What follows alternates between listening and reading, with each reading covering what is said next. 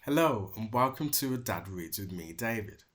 Now, today's story is a bit of a classic. Stories that I listened to or read when I was growing up. And if you like that kind of thing, why not subscribe? And you can always turn on your notifications so you don't miss a video. And if you're liking this type of stories that I'm doing, please tell me in the comments. I'd like to hear from you. And you can always like the video, that helps too. So today's story is called Little Red Riding Hood, and it's by Maria Alapin and Loretta Schuher. So let's read the classic story about Little Red Riding Hood, shall we? Once there was a little girl who loved to wear red. She had red shirts and red skirts, red shoes, and a fabulous bright red cloak. Her name was Little Red Riding Hood. Early one morning, Little Red's mother packed up her basket.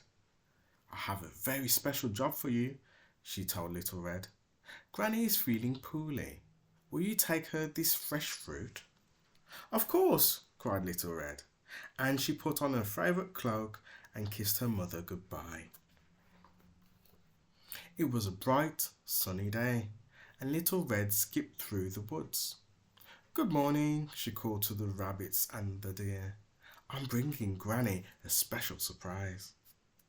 But someone was peeping from behind a tree.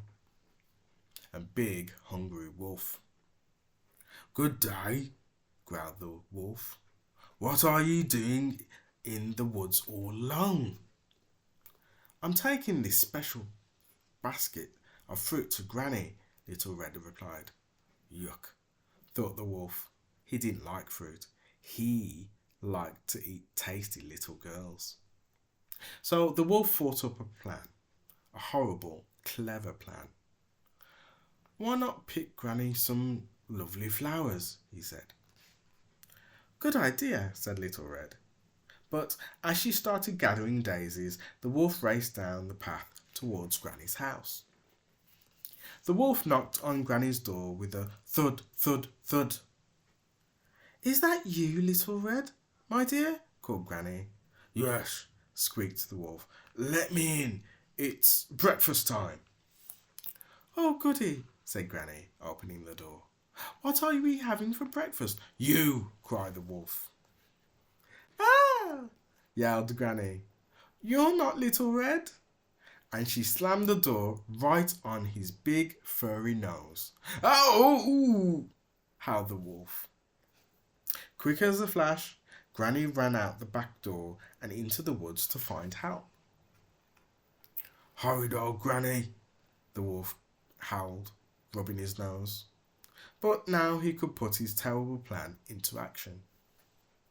So when Little Red knocked tap tap tap on Granny's door, it was a deep, scratchy voice that answered. Come in, my dear. Little Red walked into Granny's bedroom and stopped in surprise. Why, Granny, she said slowly, what big ears you have. The better to hear you with, my dear, croaked the wolf.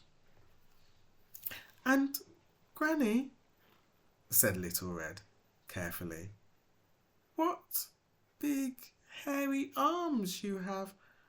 The better to hug you with, my dear, growled the wolf. But, Granny, Little Red whispered, what big teeth you have.